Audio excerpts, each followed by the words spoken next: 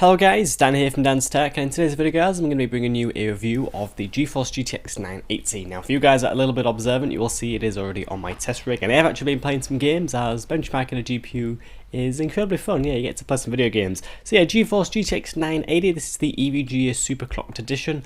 The 980 chip in general does have over 2000 CUDA cores, so it's a pretty damn fast graphic card. And yeah, without further ado, I'm just going to jump into the review. I will say you do get quite a bit in the box. I'm going to go over that, and then yeah, just going to go over the brief kind of design of the graphic card itself, go over some of the features, go over the specs, and then yeah, it's kind of cute, the benchmarks after that. Playing some video games like GTA 5, Fallout 4, Battlefield 4. It just really does chew through a lot of games, and it is a really powerful graphic card. The 980 is a very fast chip. It is a little bit more expensive than a GTX 970, but I think for you guys that want a little bit more performance, the card is, I think, definitely worth it. And you know, if you guys do have the money, you know, it is worth it. And yeah, I think if anything, you'll enjoy the extra performance that you get from the 980 versus the 970. Plus, you do also get your true 4 gig of VRAM.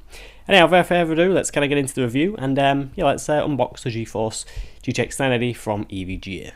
To get started, as always, inside the box we have the GeForce GTX 980 base GPU, 2 sleeved Molex 2 6-pin power connectors in black, a DVI to VGA adapter which I just binned straight away, a driver installation CD, a large poster, probably from some game that I am unaware of, 2 overclocking stickers, a user guide, and also 2 leaflets, one saying the fans won't spin at low loads up till up to 60 degrees, and the second explaining the technology behind EVGA's inverted fans on this ACX 2.0 cooler.